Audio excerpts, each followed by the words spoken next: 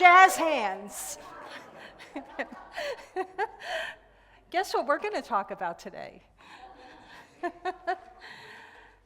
Good morning. How are you all? It's beautiful to see all of your shining faces and those bright lights coming through those eyes. I just love being here. I've missed you. I've been very busy speaking for a lot of different Unity churches, and it's really good to be home. So thanks for having me. Today, January 26, 2025, and I'm going to talk to you today about changing your dance steps. You ready? Okay. Let me get my little timer out here. There's no clock back there anymore, and you don't want me going on for 45 minutes, because I can. I can. Okay. So the theme for this year is dancing with divine powers. The affirmation for this month says, dancing with divine powers, I am faith. I choose to live in divine faith. And as I do, this new year becomes full of possibilities. Okay. So when I heard dancing with divine powers, I got very excited. And I imagined everybody dancing with joy. And it got this visual image of a meme that I have seen on Facebook and other social media platforms a lot. And it's a picture of a squirrel like this doing interpretive dance. Yes. And to me, that just is the epitome of dancing with joy, right? And so dancing with our divine powers, the really good news is that we already have access to these divine powers. They are not something that we have to work for. They're already here within us. Now, on a human level, I will admit that there are days when we probably don't always feel like we have access to a lot of faith, or a lot of strength, or a lot of wisdom or love, or any of the other powers that we deal with, right? On a human level, our feelings can tell us, yeah, not so much today, Kathleen. You know, maybe tomorrow, but no, not today. But the good news is that if I am mindful of that feeling, I can remind myself, guess what? Doesn't matter what you're feeling, it's already there. You just need to call it forth again. You need to become aware of it, bring it to the forefront of my mind, and then I can call that faith forward. Wisdom, love, whatever power you want to insert there. But there's this other thing going on about the changes that we are seeing in our country, in our world. It's been going on for a long time now. Some of us have been experiencing more stress than others, yes. I guess I'm going to say this is the good news and the bad news together. We're in charge, right? We're in charge of how we respond to every headline we see, every news article we read. We are in charge. How am I going to respond? And after these last couple of months, I will tell you, honestly, I am so grateful that I found Unity when I did. I am so grateful that I found out things like there is no separation from God mind. Now, when I'm in a spiral after reading any kind of headline that doesn't sit right with me, I don't always remember that there's no separation, right? But the truth of the matter is, and what I believe, is that there is no separation.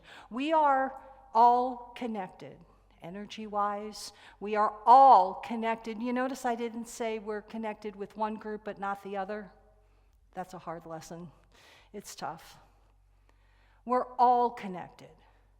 We believe that we're all inherently good, even when we don't see that in other people's actions. When we don't hear that in other people's words, it's still the truth that I believe in. And if you're not so sure, that's okay. It's okay to question. It's okay to think about, do I still believe this? If I'm seeing something on a human level, do I still really believe that there's no separation? Keep asking those questions, friends. Keep asking and watch and see what comes up for you, right? One of the most important lessons that I ever learned was from one of my mentors regarding relationships, and not just romantic relationships, but relationships in general. They change, they shift, people change, right? And they get different, and they all of a sudden aren't doing what I'm telling them to do. And my daughter's here today, she'll tell you about that. And they're not following my script, right? If you would just do what I tell you to do, everything would be fine. And then I would be okay. I would be okay if you just did what you were supposed to do, right? But this mentor of mine talked to me about a particular relationship that I was struggling with, and she said to me, they've changed the steps. And I said, what? She said, the dance that you were dancing together, she changed the steps. And that's where I went with the title of my talk and all of the things that I want to share with you today, right? So it's wonderful, right? You have a friend call you up and invite you, let's go out dancing, right? And you get to the dance and everybody's happy and they're doing the waltz, right?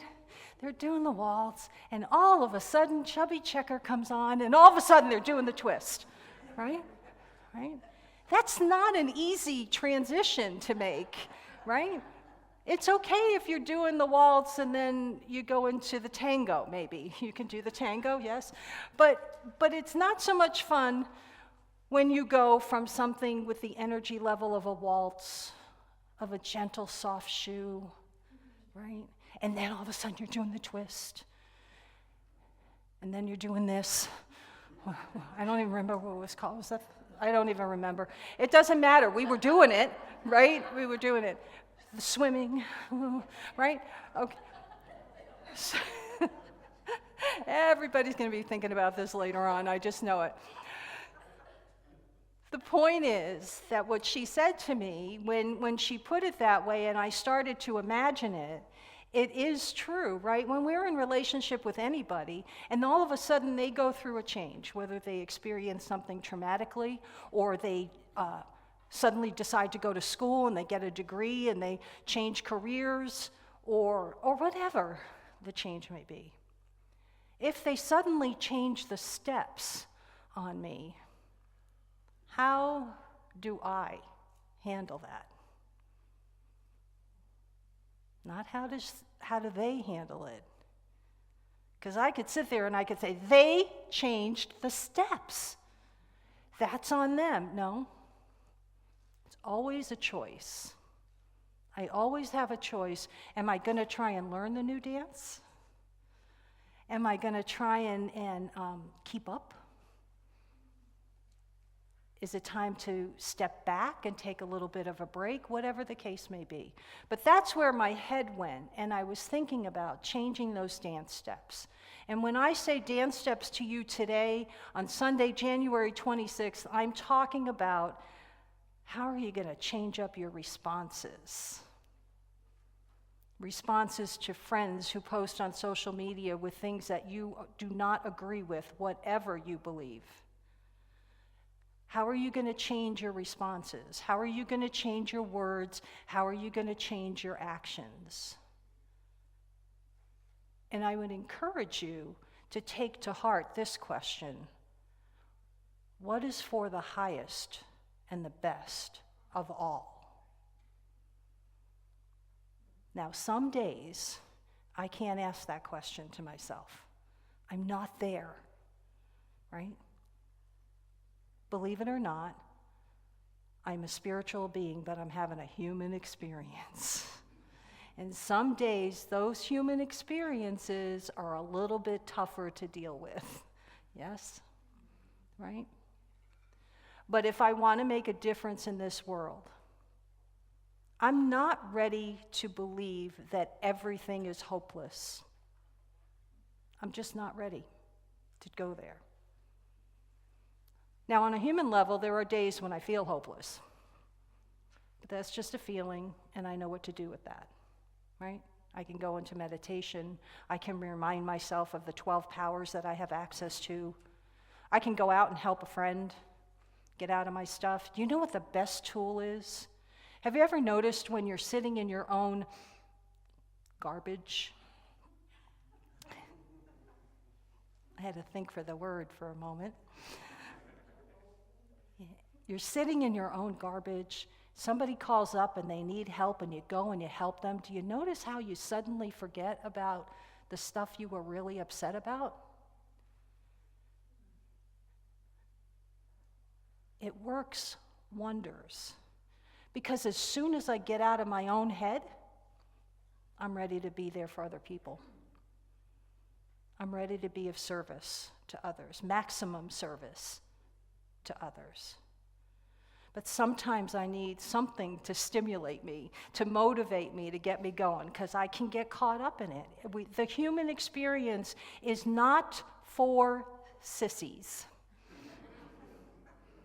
Would you agree with that? Yeah, it's just not. So there are things I need to do, right, to walk through these challenges. I need to change my dance steps.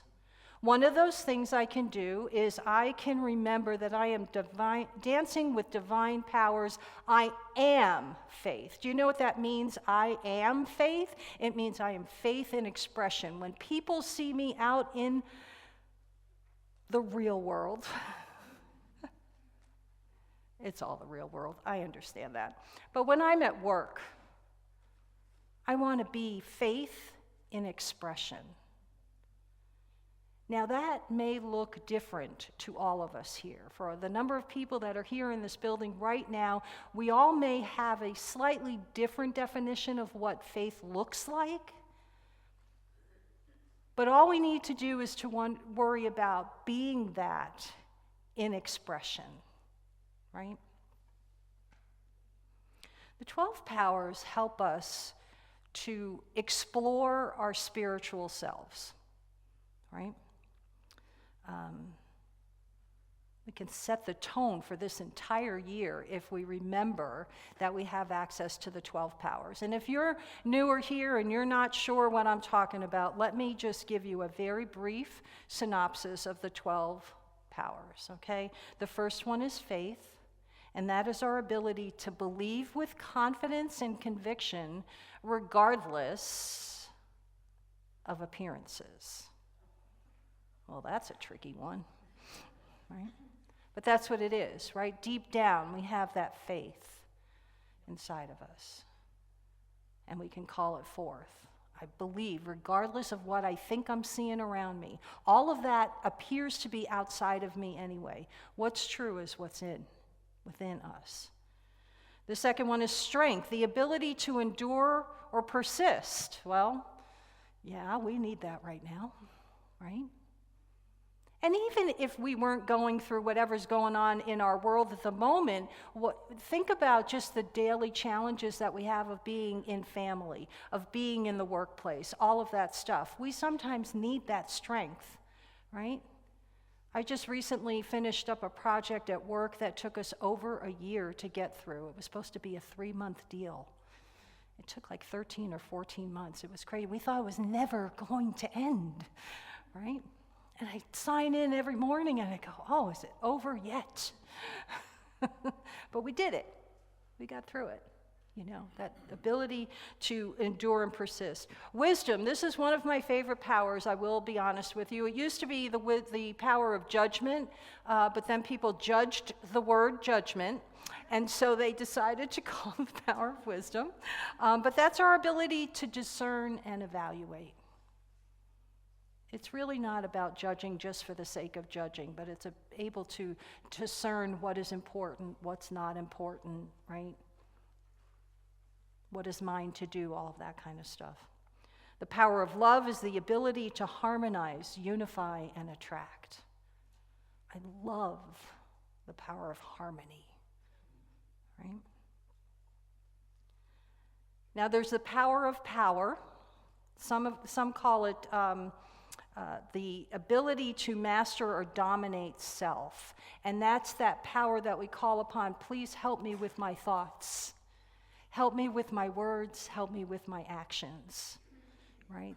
That power to dominate self so we don't get caught up in the drama that we think we're seeing outside of ourselves.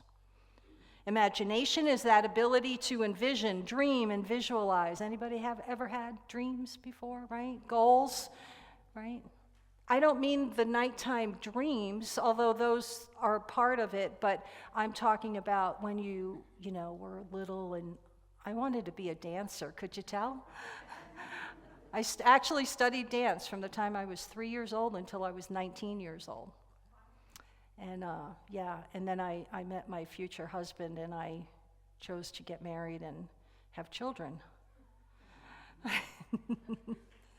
That was a choice I made, and now I will never regret it. But I did have a dream as a child that I wanted to be on Broadway, and I wanted to be a rockette. I was pretty good too. You couldn't tell now, but I was pretty good back then. The power of understanding is the ability to know and perceive. It's very often coupled up with the power of faith. The power of will is that ability to choose and decide. Boy, we need that, don't we? Power of order is that ability to organize and balance. If anybody looked at my office today, they would think the power of order is needed here, right? The power of zeal, the ability to motivate and to be passionate. I'm a little passionate about this, right? And zeal is that power that Charles Fillmore, our co-founder, talked about, where he said at the age of 94, I fairly sizzle with zeal to do what is mine to do. That's not the exact quote, but that's paraphrasing. Boy, I'd like to fairly sizzle with zeal at the age of 64, so I don't know how he did it at 94, but good for him, right? I can call that forth. Power of elimination, ability to release, deny, and let go. And the power of life is the ability to energize and vitalize. If you knew in your heart that you had an infinite supply of these 12 powers, and you could walk around with that mindset that they're here, I've got them, I can use them, what do you think your life would look like? I don't think that I'm at the point yet where I can walk through my life and be aware of that 24/7, right? But I'm getting better at it. I'm getting better at reminding myself of it. Again, it's part of that whole concept of changing my dance steps, right? I am not going to sit back and wait for someone else to make my world better. I can't do that. It doesn't work that way. I am then, if I do that, which I used to live that way, by the way, a long, long time ago before I found unity, but if I do that, then my life is handed over to someone else, and I don't even know who that someone else could be in certain circumstances, right? And then I am just down and out. I don't have to sit back and wait for someone else to do it, right? There's a proverb I found online, something about God provides the worms, but he doesn't throw it in the nest for the birds to eat. Right? The birds have to actually go out and find the worm and get it, and that's the whole thing. We are made in the image and likeness of God. We have that divinity within us. But because we're spiritual beings having a human experience, to me that means that not every day am I going to feel that divine nature. Right? Not every day am I going to be okay with it. But I have to be willing to do something different. I have to be willing. That has worked for me. Some days, my friends, I will share with you that I need to pray for the willingness to become willing. It's just the way it is, right? But I stand here today to say that to you because if I say it, then if you're going through that, it's okay then, right? Because we share something. We share that bond. You know, we're all in this together. I'm no better because I'm a minister. I just got some education. I got ordained, and now my ministry work is to just share these ideas with you. And then you see where it takes you. The only thing I ask of you is that you don't just go home and spend 6.5 days doing other stuff, right? Take the week and think about this, to see where it takes you. It may not take you anywhere. You may be sitting here right now going, Kathleen, I do not get it at all. I don't understand what you're talking about, or I don't agree. That's okay. But give yourself the chance to think about it. Give yourself the chance to ponder it. Give yourself the chance to remember, for instance, that there is no separation. When the chaos does not make sense to you, whatever that chaos may seem, whatever that chaos may be for you, maybe it's serving a purpose. Maybe that's why Spiral Dynamics is being offered in February. Think about it. Maybe we're evolving. And when we evolve, the people who don't want to evolve, the energy that doesn't want to evolve is going to fight back tooth and nail. Right? Maybe the chaos has a purpose. I don't know. I'm not going to say whether it does or it doesn't. But it makes me think more about what I'm doing, what I'm saying, how I'm acting, and how can I be of maximum service to others. Period.